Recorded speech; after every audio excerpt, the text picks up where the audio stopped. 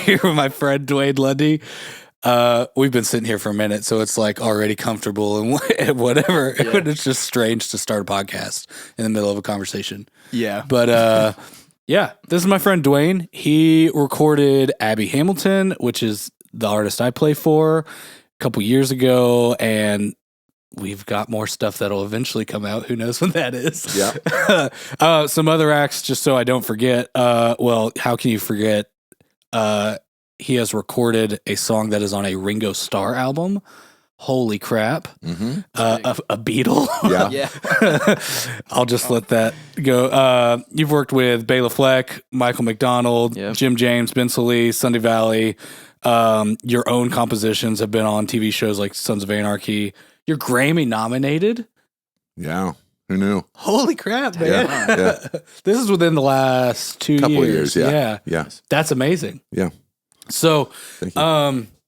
my big thing with Duane, so Duane is a very accomplished engineer and producer, and I've worked with him just a little bit, but enough to kind of get a peek into his process. And kind of one of the most interesting ways to frame this conversation, though, is how your recording philosophy relates to bass.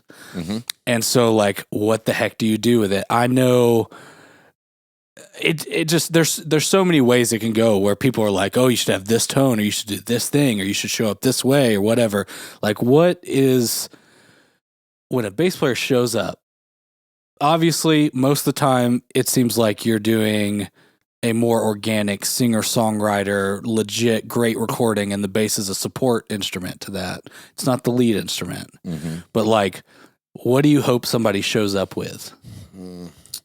Well, I mean, bass is sort of, the two things that are sort of tricky, snare drums and bass. Yeah. Because they can ruin, they can really ruin things or lay things on their side. Mm-hmm. So bass, if it's a band, which is great, you hope that the pocket is there. Mm-hmm. I mean, because that's everything. I mean, how the conversation, not only with I think everybody thinks of bass and drums being sort of tied together all the time, but I think it's just all of it. Sure.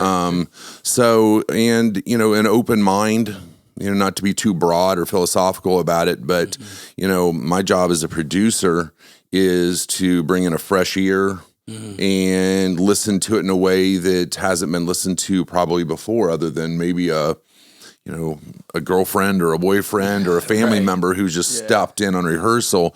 That's really sort of what I do. I do, very little pre-production. Like, okay.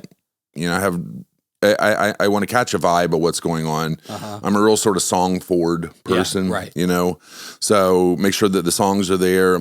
I would almost prefer that the artists don't get too far down the rabbit hole to where, they have either a demoitis type of mentality, or they're so tied to their parts that they can't really sort of see maybe the broader view of how the song or how their role in the band or in the song is, maybe helped a little bit or nourished. And as far as gear, I'm not a real big gearhead, right. And I know that always comes as a little bit of a disappointment to some people, but I think that it's sort of standard fare. I mean, make sure the thing is in tune, make sure you're really comfortable with it, and then I have a bunch of stuff, right. So that's the if best you need part help, of going over to your place. Yeah, I tried to sort of acquire enough stuff. Yeah, it may not even be another bass. It could be,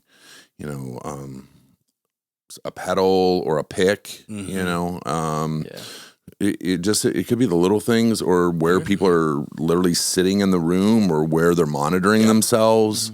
So those are sort of the things I hope that somebody comes in with, and a certain amount of confidence. Anybody that is playing in a band or coming in on a session or presenting a song, there's all kinds of different sort of personality types, but whether you're shy or you're, sort of verbose, the confidence factor is something that's not really faked. I mean, you either believe in the thing, your ability, or you don't. And so it's nice to have a good confident, especially bass. I mean, because you guys are controlling the entire sort of foundation of the way everything's rolling. Yeah. So, yeah. And the wrong note on bass too is just it's not fair. Like, this is the therapy. It's not fair that it's that impactful when you play a wrong note. Yeah. But like, it is the worst thing ever to experience. And I do it all the time. But like, you got to get that done, especially like when you're in a legit band or you're playing the songs a similar way every night. Like, you just know the effect on that one night if you are thinking about hot dogs or what you're going to eat the next day or whatever, and you hit the wrong one, and you realize like the environment of the, it extends to the recording process, but like especially a big room with a big PA. Oh, yeah. You see like a wave of people react to extreme tension, that goes from harmony to you don't tension have much margin. Yeah. I realize I just jumped into this whole thing super fast and super rapid fire questions to you. But yeah, I feel like going back to like having the random toys thing, I feel last time we recorded, we worked on a song that was kind of Killers, Bruce Springsteen-y. So like when I think of like the Killers, this dude has a 70s jazz bass, those round wounds, and he's beating the snot out of it.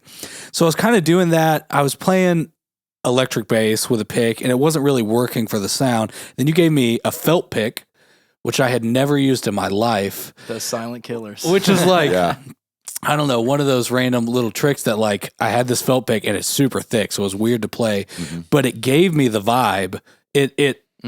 Because the whole part was from me doing this, and that changes the way I do this because I'm like more like a guitar kind of stuff. Having that kind of stuff is important. What are some of your other toys that you reach for if something's just missing, or and we might get into maybe some of the basses you actually own that you might hand somebody to? Well, I love a Sans amp, and I love a Sans amp a lot on a lot of things. It's something that I'm really familiar with. I know the tone of it. It's not maybe the sexiest thing. I mean, I've been through all the DIs and the rectangle tube stuff. Even the 1073 copies that are sort of on the desktop. Yeah. I like a Sans amp. I mean, it instantly has. It's got all. I'm also gear wise sort of. It has to be incredibly transparent to me immediately. If it's not, I know myself well enough, I'm just not going to learn it. It's not going to happen. So transparent, like intuitive to use, bass, or transparent, treble, like how it actually presence, sounds? both. Okay, yeah. Both. Cool. And I want to hear stuff. Yeah. That's the other thing. The whole, you have to learn to understand a piece of gear is not, then that means I've got to learn it on somebody else's dime and time, and that's not going to happen. Yeah. So I have a certain, excuse the pun, baseline of gear that I have acquired over the years, and it's very streamlined. I've had, many consoles and every compressor known to man, and tons of different pre's, and I found a particular sort of thing that I really liked. So the Sans amp was one of those things on bass, and I also sort of, I was a Chad Blake guy, and Chad was a great engineer and has gone on to be an amazing, one of the most innovative mixers. And so when you get an endorsement, or somebody validates something, you're like, well, I have aesthetically, I understand this, what this guy's doing.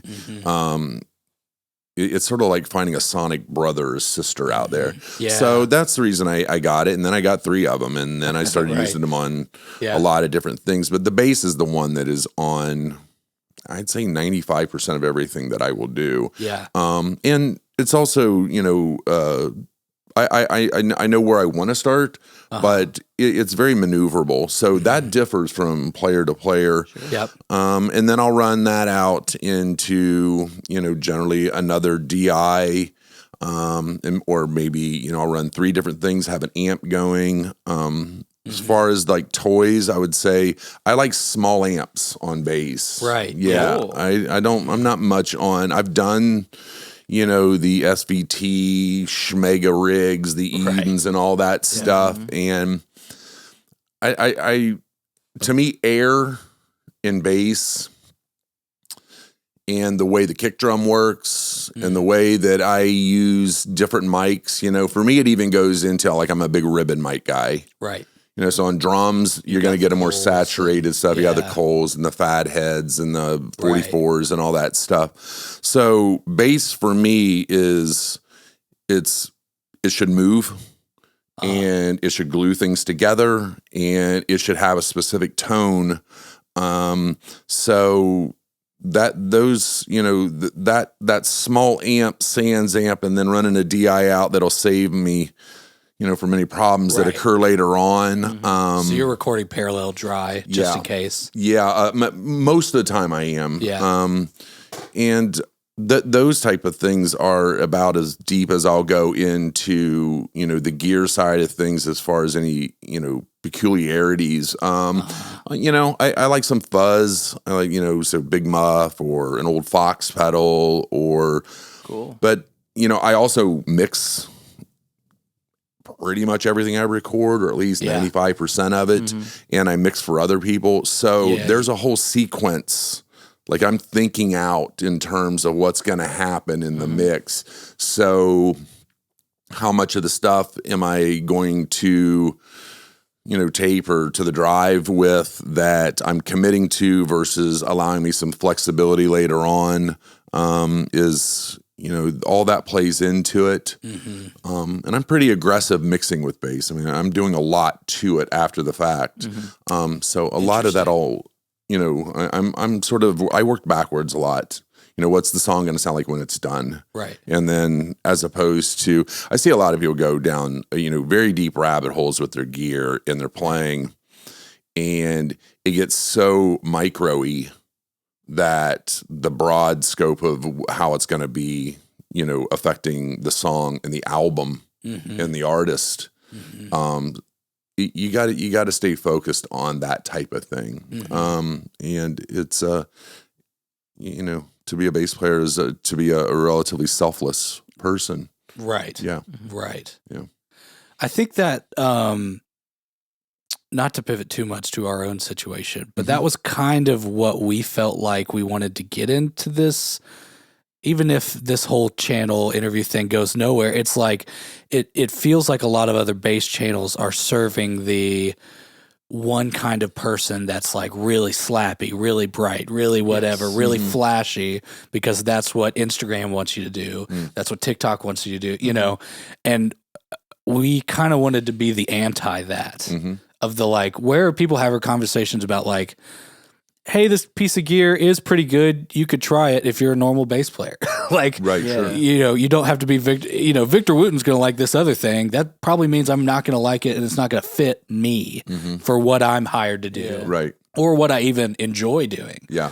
It's kind of hoping to flip that on its head, and as we get to talk to bass players that we feel like kind of fly under the radar or don't seek out that kind of attention, that we can be like, what are you really doing? Because not a lot of people are talking about what you're doing, or someone's paying you to talk about what you're doing. Like, how do we find the real stuff? Yeah, giving you a fan fret bass, and we're like, well, that's cool, but yeah, I mean, I don't know that I'm going to play that on a country gig. Yeah, right. right, If you call me, I'm probably not showing up with that one. Or if I am, it's like five basses down the line if we're trying to figure out what I need. I mean, I think it's we're sort of set into a period of where there's the things that are sort of catch attention, and then there's the realities of, things that sort of serve what I would consider the broader, audience of things. I worked with a guy who's, his name is Freak Bass. Right. So Awesome. I did a few albums with him, and he's a wonderful person, and he's one of the most, and he's actually incredibly selfless bass player.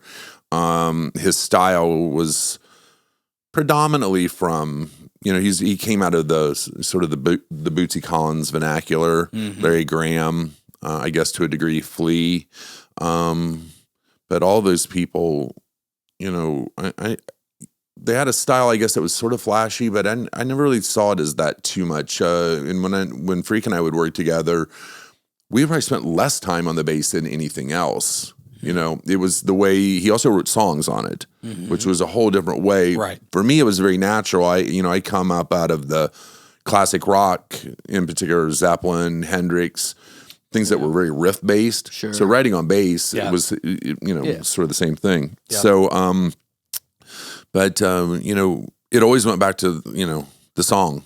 What are we going to do? Mm-hmm. Sometimes I couldn't, necessarily get him to go back and redo the bass part because he had laid it down and you're thinking, okay, we're just plugging in. We're just getting going here.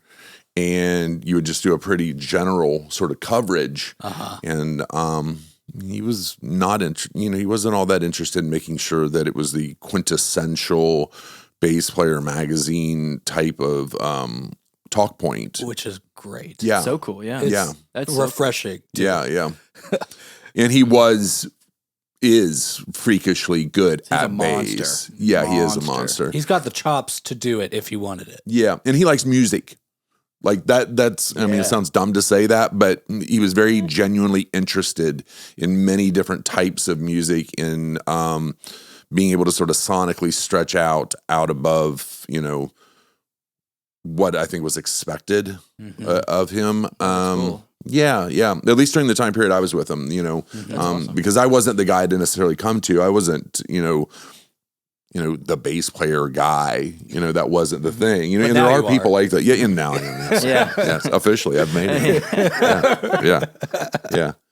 That's awesome. That's cool, man. Yeah. Freak Bass too is like he's an entertainer too, and I know it sounds like we're dogging on people who are entertainers. He has his own way, and I think he's Twitch streaming now too a little bit. So like, A man of the modern age. yeah, like he's just Nice. playing. Yeah, he's There's definitely into lights that. behind him, and he's like talking to Chad, or he's like That's playing cool, songs. man. It's super cool. So That's cool. this is a plug for Freak Bass. Yes. Yeah. My limited time watching it, it's like awesome. I follow him on Facebook Yeah. and stuff, and I'm just like every time he posts something, I'm like, that's cool. Yeah. And he's a great person. Yeah. So it's always a joy to work with him. Yeah. That's cool. Yeah. And not to dog on that kind of flashy No. style at all. Just I No. think that's just not where we are in our careers, Sure, yeah, in the places that we fit in with bass. I think that everybody's got a different sort of, intention. And some people are using a style as a way to sort of push their career or, brand or whatever you want to call it. But I bet almost to a person, everybody probably in their own thing is thinking about, is this sort of getting across as something that is palatable, to whatever their audience is. It might be broad, it might be small, but I think everybody sort of has the same intention. And, and I think it was really, one of those sort of turning points with bass for somebody my age was like, Blood Sugar Sex Magic marks the moment where you have this whole thing where this guy very much sort of with Flea doing the slap thing in the same way that Eddie Van Halen had done the tapping stuff. Right. And I'm sure there's other people out there that had their own, sort of peculiar way or eccentricities of approaching their instrument. Sure.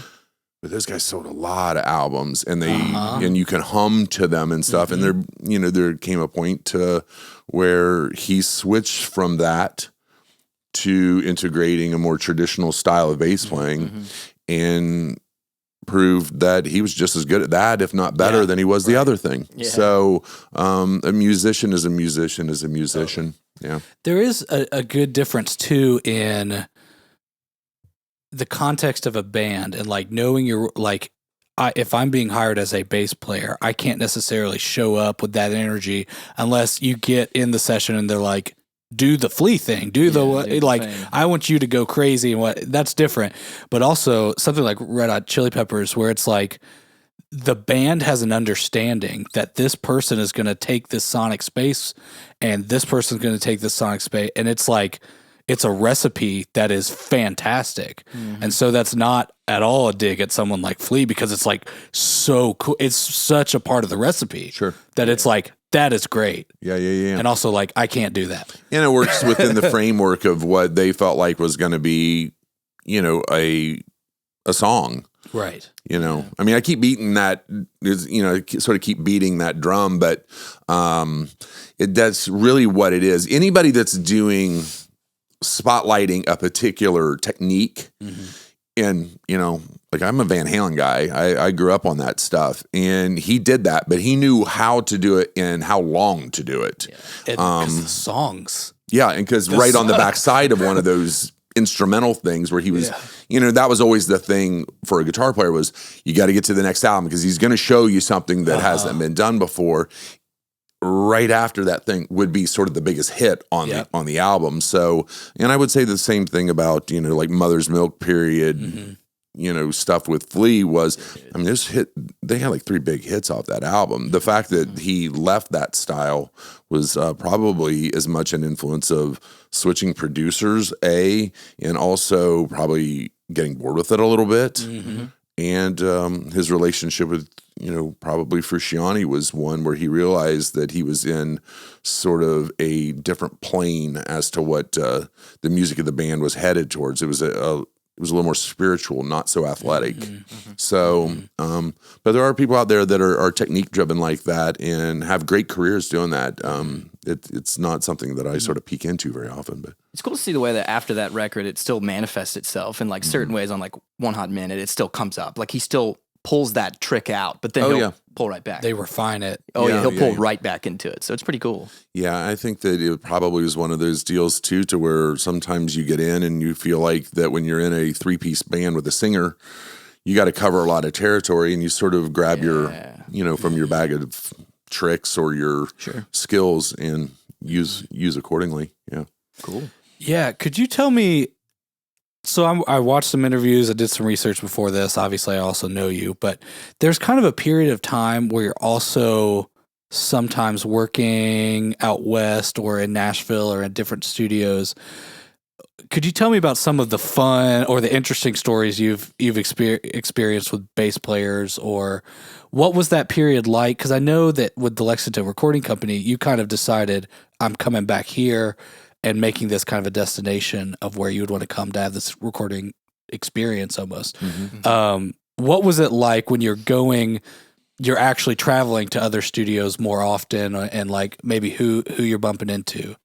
Well, I mean, my travel experience and going to other places, which was actually something that you had to pull me into. I mean, I like the traveling. Always was like that. Yeah, I mean, I really like to stay at home. Right. On a real practical level, I've got kids, so I like to be close to them. I like to work longer for less. And there's something in the neo-capitalistic community that is not often thought about, but I don't mind working a lot of hours, and I do like to not be under the duress of the red light, and think of it in terms of, I'm going to go into another studio, it's going to cost $1,000 or $1,200 or $2,000 a day, and do that. So for me, coming out of who I was influenced by, I was like a big,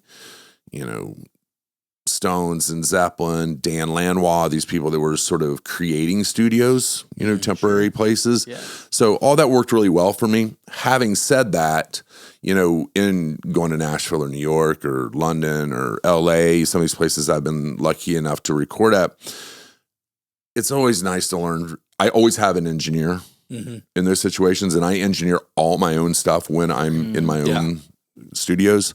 So a lot of just keeping my mouth shut and watching people and see what their habits are and listening, and then making an assessment from that point. I mean, I worked with Steve Albini.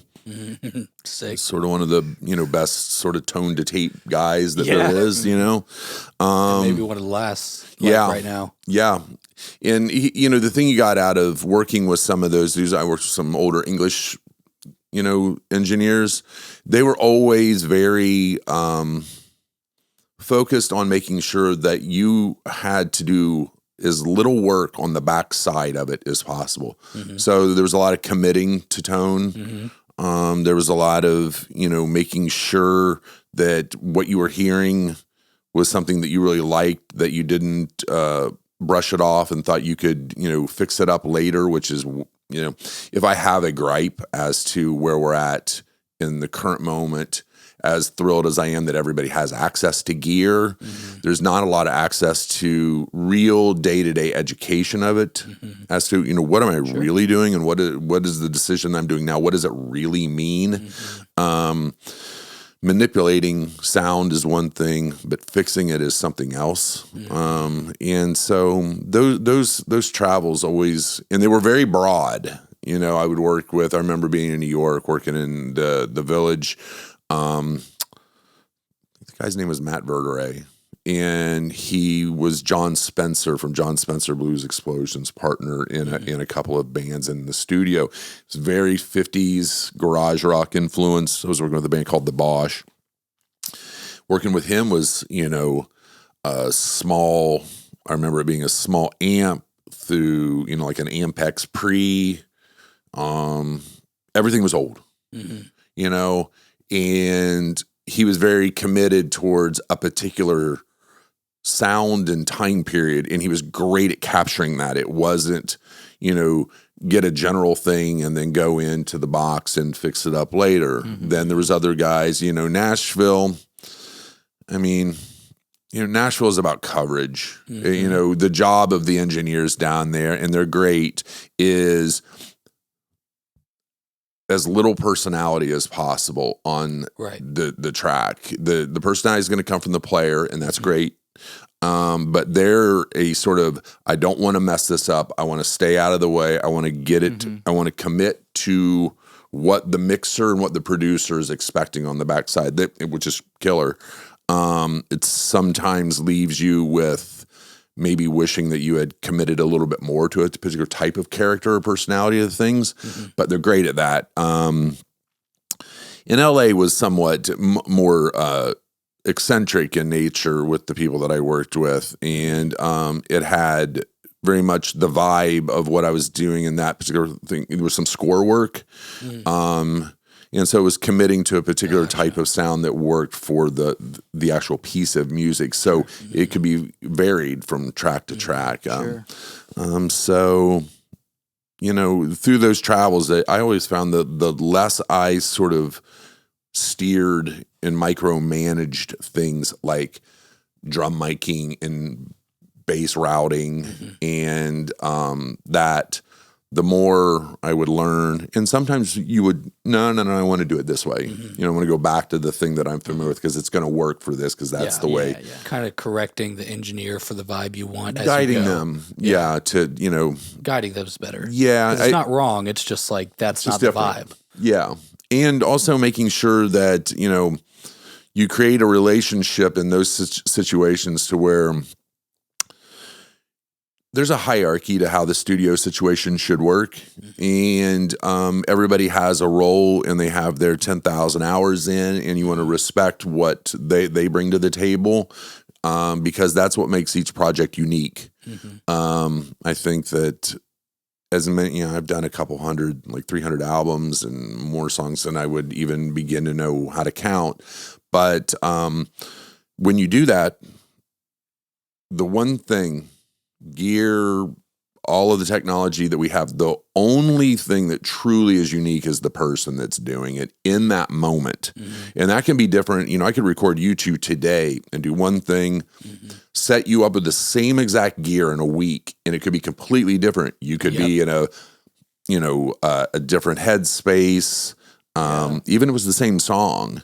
So it's what you got to let sort of people do their thing and bring that to it, and then figure out, are we headed in the right direction? Is it the best thing for the project? Cool. I was training a guy on live sound the other day, and so we're using like a digital board. It's like an Allen and Heath, and so we've got show files and presets of things he's made, and like as he's kind of learned, he's focusing in that more and more and more.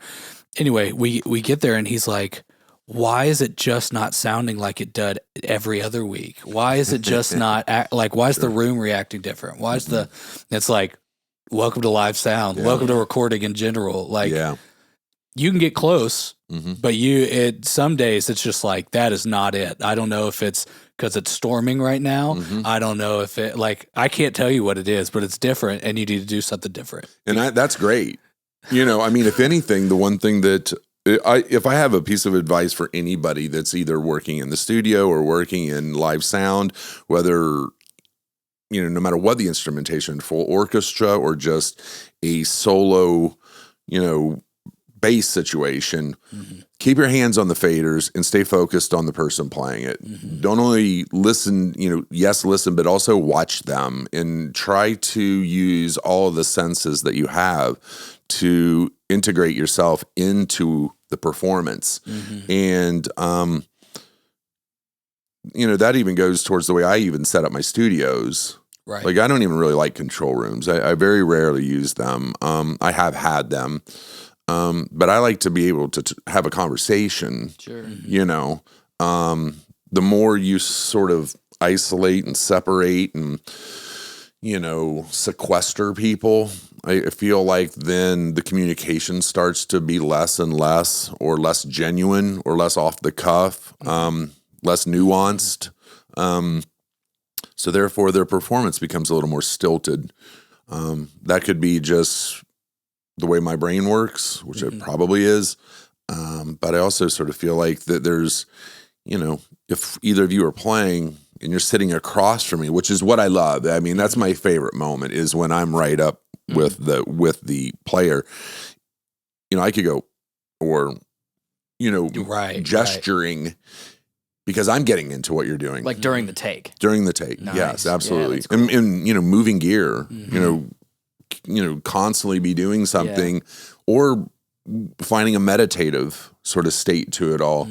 I think that it's all energy. I mean, and that's what you go as really far too as to sometimes leaving control room audio like bleed open. Definitely, yeah. And like when I saw that, I was like, this is, or honestly, like mostly as a kid, the first time I recorded with you, I was like 16, which was with Todd Clayton. Oh, and yeah. It was like, I don't know why I was there. I'm thankful to be there, but I was like, that was the first encounter I had, because I was just like this kid and I'm walking in, it's just a bunch of adults everywhere. And I'm like, this is awesome. But also at the same time seeing I'm like, there's another way to do things.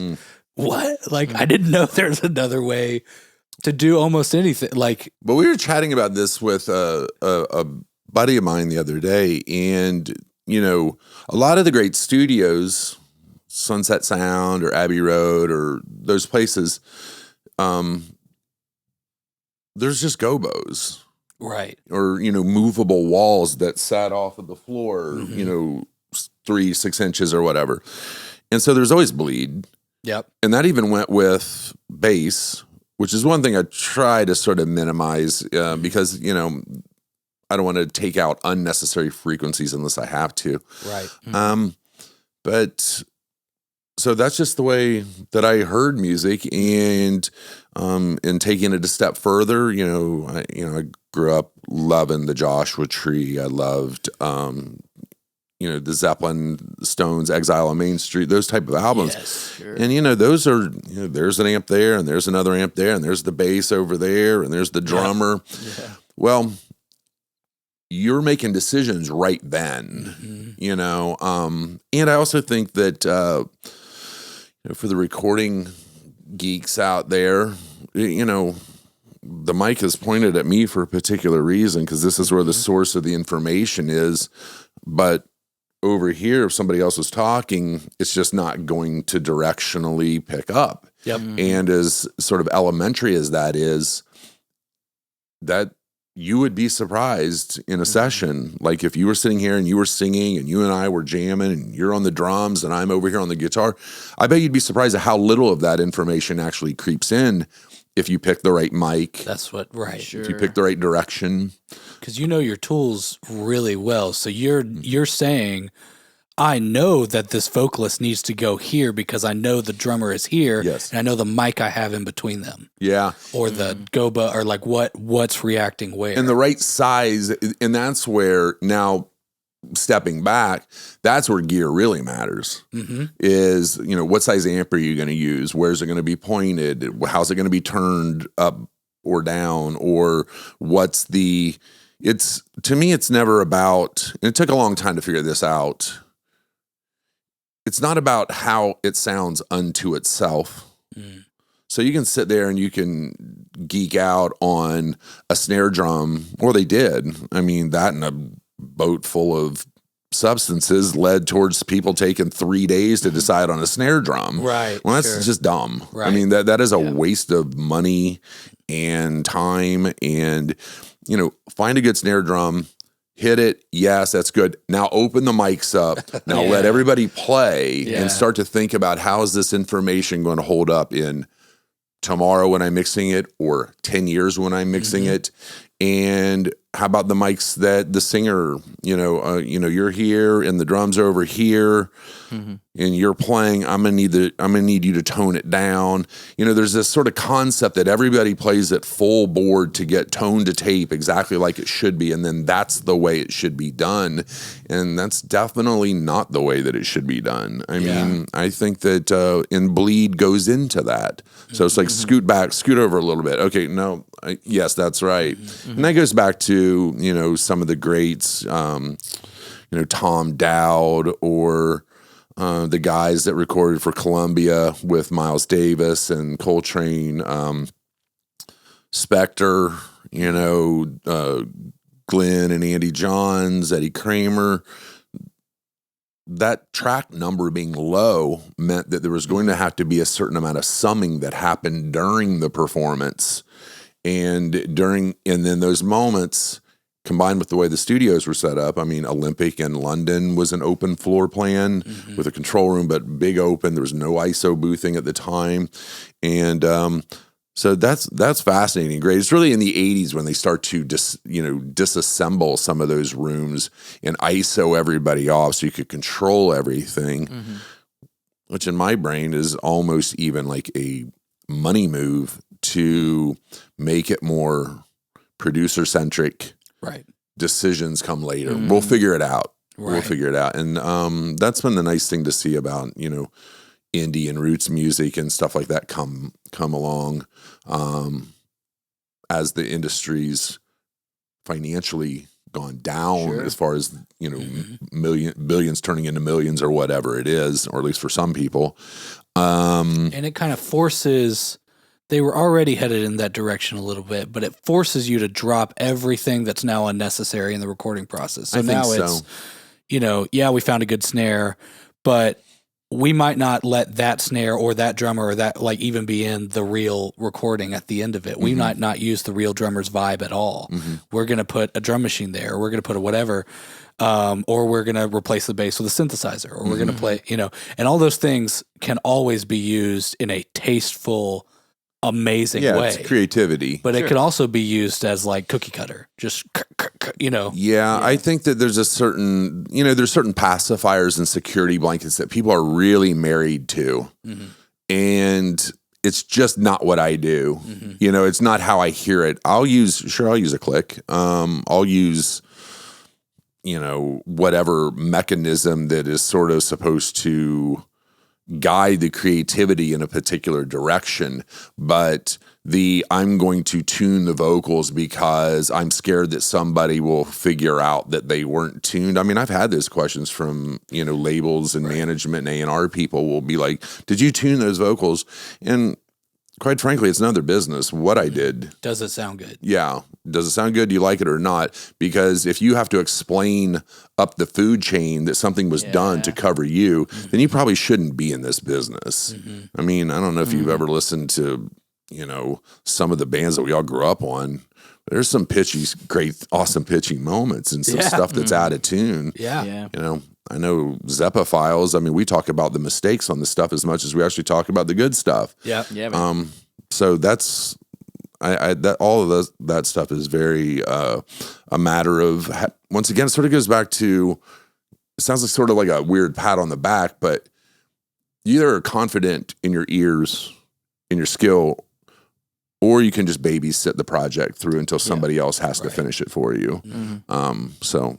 No, that's cool. Yeah. This is not super bass for. Is there a coupling of that, like with anxiety? Like, has anxiety ever been part of your how am I going to make this work? Every second of every day. Are you kidding? Yes. How do you mixes right now? How do you right? Yeah, that's yeah. How do you mix that voice and that there's two voices in your head where it's like, commit this because you know it's good because it's whatever, versus I can't go back after this. Or now, this is what someone's going to want. Right. Yeah. Now, part of that is running a clean line too, but I mean, I listen to what the artist wants. And then anybody that's worked with me, for better or worse, they won't be short on the fact that I have an opinion. Right. Yeah. And if you don't have an opinion, or you're a yes person, I mean, I know producers and engineers and players where their first response to everything is yes. And that's just not valid. If you're yesing me all the time, then I have no need for your opinion. Right. Yeah. Now, your talent, I may. Right. But so my anxieties, I mean, you could write a book about them, but I'm not anxious about making a decision that I think in my gut is correct for the song. And my job is a little bit of an interpreter. I have to take what the bass players and the drummers and the artist and the writer and so on and so forth, I have to try to figure out to the best of my ability what it is that you're telling me and how to commit that to sound that is going to be with us for a very long time. That's the other thing where I tend to live in, maybe some of this is as you get older, you sort of feel this way, but I went through a period when I first started where I was working with artists that were apologizing for their last work. And that was a lot of like, oh, I did these 3 songs, then we pitched it to a label, or I worked with this band because such and such said that that's what I was supposed to do. And I learned really early on that I never wanted to be a part of a situation to where people were apologizing for it. I wanted to do something that I felt like had some element of timelessness to it. So there's timeless pop songs, there's timeless songwriter stuff, there's timeless in every genre. And I think that really comes from following your gut and your taste and the people that you're around, not to go chasing anything that, if you're chasing something that has happened because you heard it on the radio, it's already done. I mean, so the best thing you can do with your anxieties as to your decision making is trust yourself, be authentic in that way. And I think that type of mantra gets a little overused. Like we're all supposed to sort of sit and, ohm our way into the knowledge of what's going to happen. But I think if you're, if you trust your taste and your skills are pretty sharp, then, you have a good chance of being able to live with those decisions and not having to apologize for them later on. I don't know if that answers your question or not, but yeah. No, that's really cool. And I think a cool overarching thing of all of it is like the contextual mind you have. Like everything you do seems like it's for the long game and it's for like the greater huge picture. Like you're such a broad picture person. So maybe you can get specific, but like when you're picking your bass tone, it seems like you're so like, yeah, but like really I'm seeing this huge picture. And it seems like every decision you make is so contextual rather than in the moment so specific and nitty gritty. To be specific and nitty gritty, I think it's sort of probably a little bit of both. I mean, sure. Sometimes you'll pick. I was in England working with this older English engineer, and he had worked with an older producer named Mickey Most. Mickey Most was like a partner with Peter Grant, who was Zeppelin's manager. Mickey Most produced a bunch, like the Kinks, a lot of great stuff, and the engineer, Mike, had said, Mickey always said, pick one instrument that you can base the entire sort of song texturally around. And there was this great tune, and I cannot remember what it was, but it was a wah-wah on the congas. Okay. And he said, when I mixed it, I mixed just everything was like, that was going to be the primary thing. So sometimes you're going with a bit of a sort of a broader view of stuff and going like, all right, we have to serve the song and I'm going to make sure that the personality comes from the players. But then there's always one sort of thing. And I think that message that he gave me also just sort of fit my sort of ADD fickleness is if I can concentrate on one particular character and that's where the bass amp thing comes for me. Okay. Is like I have an old little Maestro that I've had. It's a guitar amp. Yes, very much so. When I worked with Sturgill Simpson, like I ran his vocals through that. With bass, I would run. With bass, it's on a lot. I think I may have used it the last time you were in, maybe. Cool. It's routed to another room, so sometimes you don't even know that it's on. I did notice that it was in another. I was like, okay, cool. And I'll turn the volume off. Like there's no volume. Okay. And I'll just turn the spring up. And then you'll get the rattle, and then inevitably, because those old amps don't really have a zero. Right. There's always something going on with them. Yeah, if you throw a signal into it enough, there's something. Yeah. So it has this weird sort of transient click to it. And which sets me, that subject of the top side of the bass, which is a very unrecognized frequency area in bass these days. I love that. And sometimes I'll be like, I can build the song around that. There's songs like Crazy by Gnarls Barkley has one of those sort of, that's a bass, I don't know what it is, a hollow body bass, with probably flat wounds and a pick or something. I would have to sort of, do some deep diving on it. But I remember that sound. And cool. So that's one of those instances where you do keep the sort of broad view of the song and how it should be, but there's one sort of character that reaches out to you and you're like, that's the thing. Yeah. I feel like I didn't research this, so I hope I don't butcher it. It might have been like a Miles Nielsen song or something. Someone was using a Hofner with a pick, and it was like almost featured in the song because it was so cool. Yeah. Don't remember what song it is, but I remember hearing that and being like I've always heard flat wounds described as muddy and unusable, and you got to do this to it and that to it or whatever. And I'm like, I didn't really hear many people using the McCartney thing or the getting that attack thing. When you're doing that, are you maybe not double tracking, but duplicating the bass and using that as the high end part and blending it back in with low end? So that question would sort of integrate the mixing side in there as well. So when I was trying, I think, that was off of, there's a really good album that Miles and the band did called a Heavy Metal that I really love. That's one of my favorite albums I ever worked on for multitude of reasons. But we would use sort of a relatively consumer priced, I think it's a Fender amp. And if they listen to this, they're going to kill me that I'm not getting this right. And Fast Dave, who is their bass player. Love that name. Yeah. Great, amazing bass player and incredible singer. Great slow Carson. Human. Yeah. And there's like 3 amazing bass players in that band. But in this case, it was Dave. Sick. And I can't remember what the bass was. It probably was a hollow body with potentially flat wounds, definitely a pick.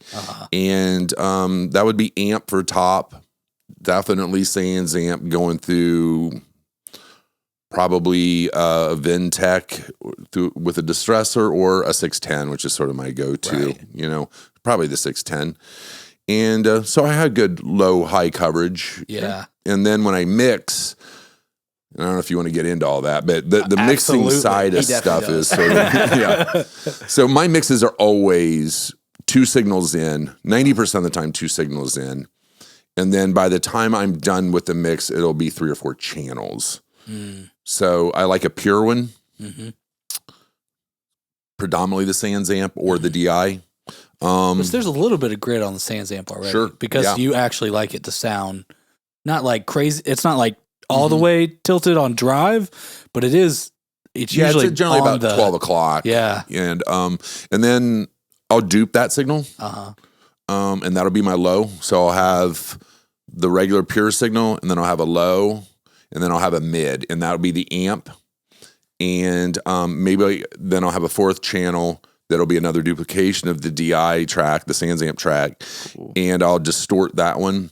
And then I'm messing, so now I have a real pure signal with maybe, I love a pull tech, maybe a little transient designing going on with an SPL, no, I don't use any compression ever on any of the individual tracks, and that never happens because I don't want any sort of phase issues. I don't want any sort of timing scenarios popping up.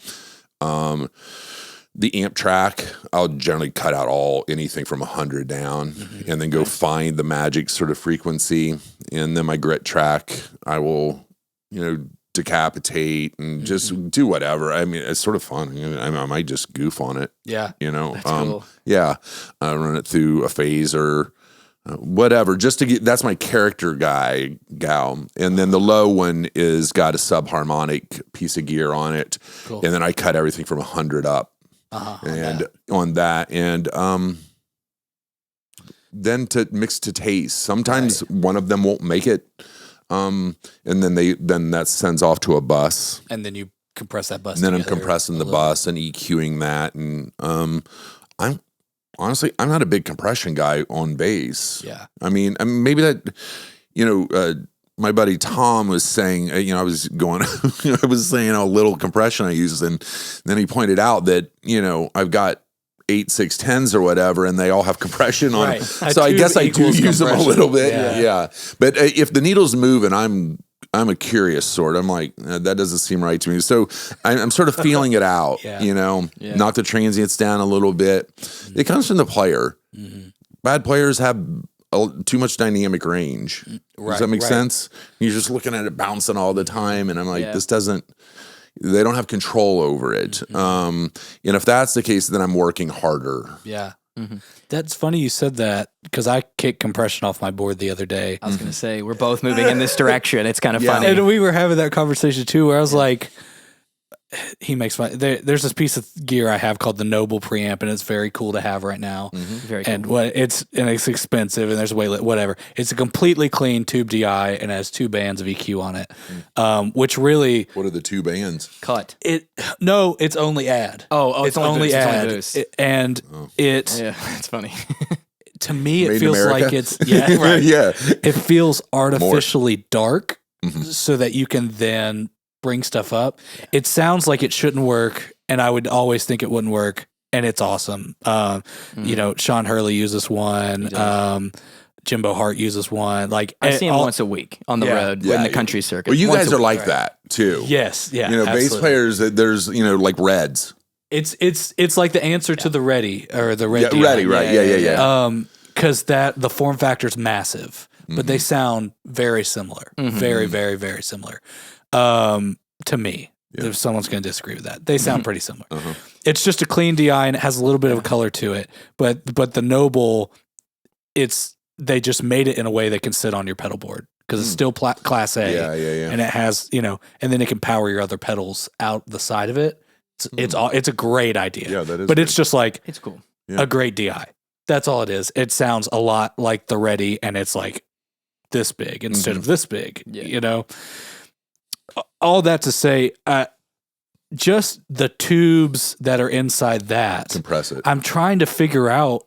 Yeah, I was trying to figure out, like, why do I feel like I don't need more compression? And when I'm adding compression, it just feels like I'm doing it because someone told me to. And now I'm like, because it's compressive, like, that's the sound of that. Well, compression is not. It can have a reverse effect. Right. It's not always louder. It doesn't always cut your dynamic range the way, in a way that sort of enhances things and control your transients. I think there's just a particular type of way that a player plays that makes compression a real cool tool that is very much exaggerates the best and worst parts of a player. It's not going to cover a problem. It's there to to pull out to enhance what it is that you do. So if I've worked with a couple, I won't name them, but amazing engineers, like brilliant engineers. And you'll come in and you'll look at their, or listen to their stuff, or in this day and time, we're able to look at the actual tracks, and you'll think, wow, there's like really controlled here, and it must be compression in cahoots with a great player. And I'll talk to them, and they'll be like, I didn't use any. It's, mic placement, player, making sure that things were set up in a particular manner that does that, and then hands on the faders. And, so compression is a tricky tool. I like to use it as a summing element at the end. And then right at the very top, right as you're going in, just to have a little bit of control, because excitability, dynamic range, I want it to be broad, but I want it to be broad because you intended emotionally for it to be that way, not because you can't control the ship. I think inherently too, the electric bass is not that dynamic of an instrument. That's true. Like it's already close. So if, part of this process too for me has been like I've been raising my action, which is giving me less and less dynamic range in a good way. And that's another reason that I'm like, I don't really know if I need compression right now with the way I'm playing or with this particular bass setup or whatever.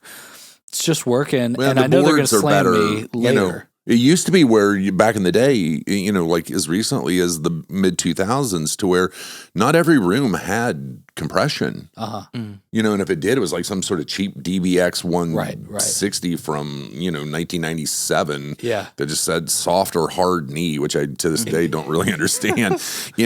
But that was it. Now you guys have the consoles all have sort of that SSL mentality to it, whereas I can have a certain amount of compression and equalization on every channel and as many sends and returns as you would ever want. So therefore, they can get a little bit of that. So it requires you guys to not necessarily have to do so much with your rig. Which is scary in some ways in the live sense, honestly, because, we're in these rooms where we don't know giving up control. We don't know the engineers. So it's like, in some ways I'm like, I want that control. But in some ways I'm like, they're a professional. They have professional gear. They should do it. But it is this like, well, hope it works. I always feel like that the rooms, one thing I notice about the, how broad the scoops and, what they're doing, the cues on everything are, is they've got everything so set up that whether you like it or not, you're getting compressed with your bass live. It's happening. Potentially twice. They might compress your channel and then the whole bus. Yeah, on the two bus. For sure. Yeah. Yeah. Because they don't want to. Absolutely. Yeah, they don't have to There's explain a little to the bit club of owner. a false sense too when I'm playing and the way the bass is reacting that it's like I'm getting to play a little bit on easy mode and I get to, whatever. And With it's the like, compression? yeah, sure. And it's like, no, I need to make sure I'm playing real good, in a way. And two, some people use their tone knob in place of compression, where it's like, I need to knock off the transient a little bit. Right. I'm going to knock off the tone a little bit. One thing that goes in a bit with the compression and the EQs and all this stuff. It's also where you're playing it. And I know it seems such like players over the last, bass playing switched in the 90s when people started having, and probably in the 80s, but there was still a lot of movement out of the bass. You get in the 60s, you get Joe Osborne and Carol Kay and John Paul Jones and Entwistle and Chris Squire, and you've got these movers, and they're really, and obviously Paul McCartney, they're compositionally part of an orchestra. 4-piece, 40-piece, 400-piece orchestra, and they're writing in that manner. And then when we get to sonics almost sort of beating, over prioritizing the sonics over top of the composition, now all of a sudden the job becomes more low, tighter with the kick, these type of things, which I quite frankly think is, if I want more low, I'm not going to struggle to get more low. I'll just stick a Moog on it. And that also became a thing. But I do see, like, somewhere in the late 80s, early 90s, there became this, the bass players started playing very much with the kick drum all the time. Oh, yeah. And, I have, people come in and, using sort of Bonham. Let's say it's I want my kick drum to sound like Bonham. And then the bass player will play with him. Boom, boom, boom, boom. I'm like, can't do that. You can't do it because I can't hear the kick. Yeah. There's an integration of the way that those players decided, and they probably never talked about it. Sure, right. And so I think if you want to be heard, you have to find a place to sit that helps not only the song, but does help feature what it is that you're bringing to it. And there's this, it's just very odd. And I'm not a theory guy. I rarely play in sessions anymore. You know, as a matter of fact, I sort of rail against too much producer playing these days. I think that, I don't want ownership of any of it. Mm-hmm. I want to just sort of try and navigate through my own personal sort of interpretation of what the players in the songwriter has said and the artist, and then my taste, and have a broad view of it. And almost always I will focus in on the kick drum and the bass player occupying the same space. And the cool thing about vinyl coming back in is that if you have all of that low frequency, it's going to jump. Yeah, it's going to jump. Yeah. And you're going to get less songs and less material on. And so it's made people think a little bit different. And so it's even been fun to bring bass players and drummers in and go, this is sort of what's happening here. And if you watch my two-bus compression, it shouldn't be taking these massive swings the way it is. But when you guys are landing in on the first note of the chorus, everything's going that way. We have to decide, is that a good thing or is it a bad thing? You know, because there's an overall volume conversation to have. So we're actually sort of going backwards. Too. Like it's might not actually be a good thing. Yeah, absolutely. Especially if it's not EDM. Yeah. Rapid fire in the very quick kick drum and bass as a general, like these are all going to have to be like pretty general answers. Yes. Do you like the kick drum to take the lowest low frequencies and the bass to go a little above that? Are they sharing the same? Like I'm talking down to 20, depends 35. On the song. I tend to be more bass lowest. Okay. Yeah. Nice. Cool. Yeah. Does that mean you It depends high-pass on the band kick, and song. like just a little bit or? I mic the kick pretty tight. Okay. Yeah. You know, I mean, I'm sort of usually front head off and inside of it, and then one ribbon mic a couple feet back to give some length out of it. But I like the low tends to come more from the bass. But if there's a lot of movement, I'll notch out different spots for each one of them. Yeah. So that's the next thing. Low MIDI area. It seems like a lot of guys just show up. They immediately cut the 300 area or the 400 or the whatever. Do you not think about that because the way you're layering? Depends on the bass. Yeah. It does. Like if I'm dealing with a Hofner or something like that, it sort of gets boxy in the twos. Right. Yeah. If I'm dealing with like a P or a jazz bass, I try not to touch it at all. Yeah. You know, if you have to EQ, if you're jumping to EQ too quick, you don't have the right thing. Mm-hmm. You know, you're not getting it right. Yeah. Next, rapid fire. Flat wounds, dead rounds, or fresh round wounds. I know it's all song dependent. It is. I mean, round wounds is sort of my go-to, but flat wounds I'll use maybe 25% of the time. Yeah. Nice. Cool. Same way. Somebody walks into your studio. Are you pulling a jazz or are you pulling a P? What's the first hand? Well, actually, one of my favorite basses is a hybrid of those two. Cool. It depends. If it's a slower tune, I'll go with something that has more length, and I always consider that a P bass type of thing. Mm-hmm.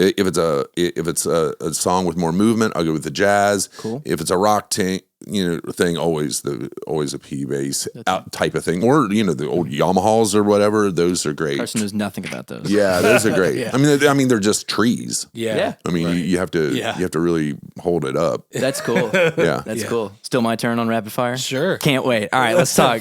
One of the most, in my opinion, completely passed over bass players is Van Halen, Michael Anthony. Come on. Yeah. In the way that sits in this mix, do you see it as A, underrated, and B, like, how does that look to you when you see that sonic range? And a buddy of ours always has said to me, he says that he thinks actually that the engineer actually gave more sonic space to Eddie and his guitar than he did to the bass. Definitely. Well, how does that sit with you? Like, how do you view that? I think Michael Anthony was a pretty selfless character. Yeah. And he also sort of knew that his strength was going to be to support this one-of-a-kind person that was in the band. Yeah.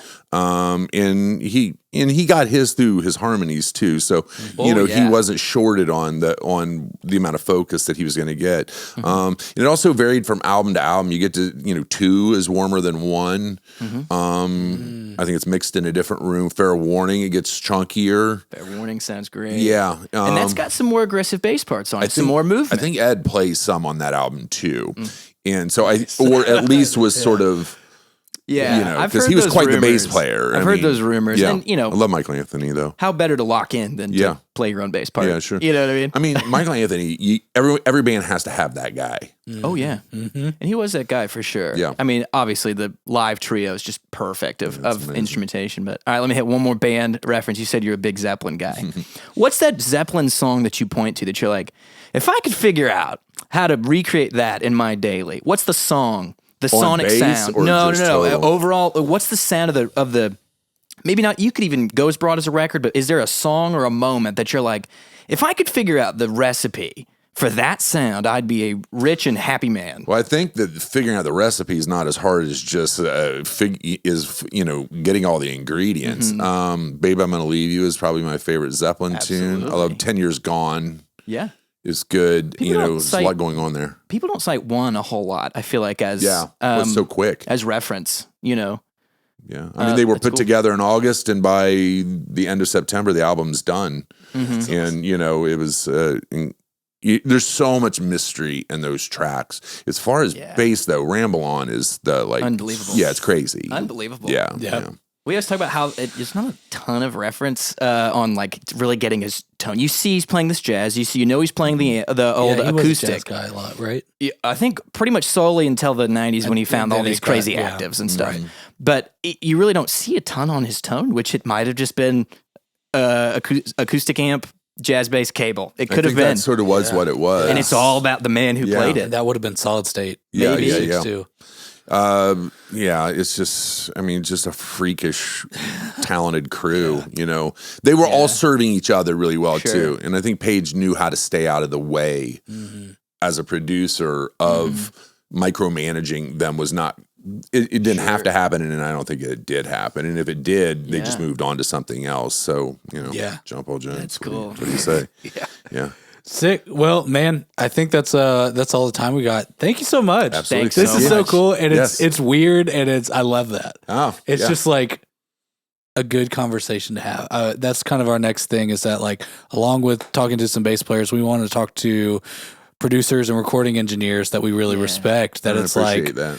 a lot of people don't talk about that section of it. Again, I'm not just trying to hype us up. It's just like the conversation is worth having because it's interesting. I mean, just in closing on, bass related to recording, is that somebody has to manage the thing when you guys are done with it, and the more, the way that bass players can control's not the right word, to serve themselves as well as serving the song, is to know what a mixer thinks like, what a producer thinks like, and because then your thought will pass through all of the gatekeeping that just has to happen to get an album done. Yep. So, I have found the less stuff that I touch, then the more the character or the player comes out.